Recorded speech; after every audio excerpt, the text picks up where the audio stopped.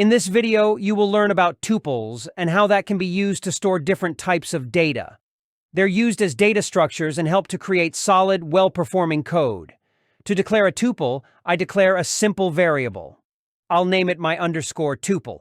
And then I do the assignment operator of equals. Then to declare the tuple itself, I use parentheses. A tuple can accept any mix of data types, and it can range from integers like 1 to strings to a double, such as 4.5 to a Boolean like true. To access any of the items within the tuple, I can use methods similar to those used with the list by referring to an index. So in my underscore tuple, if I want to get access to the string which I know is going to be on index 1, I just print out the value.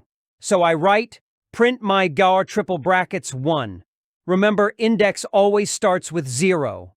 A quick on run, and I find that it returns the value of strings. If I want to determine the type of the tuple, I can use the type function that Python provides.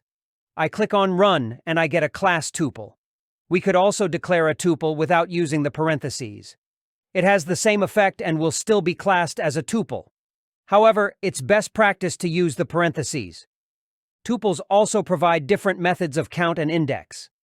I can do my underscore tuple.count and passing the value of strings. I click on run and I get back to count of 1.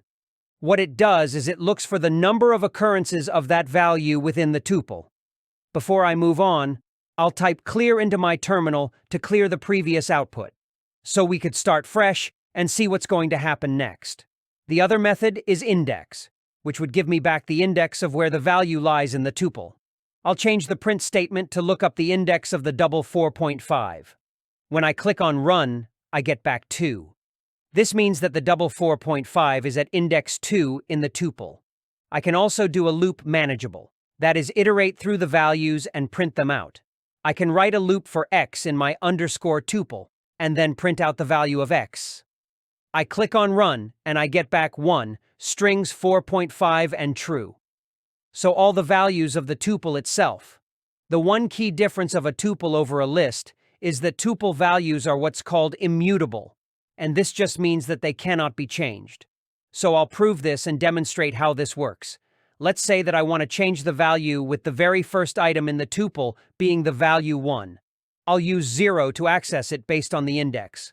And let's say that I want to change it to be 5.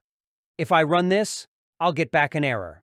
And it gives me the error saying, type error, tuple object does not support item assignment. That's because anything that is declared in a tuple is immutable. In this video, you learned about tuples, including how to declare them and work with their contents.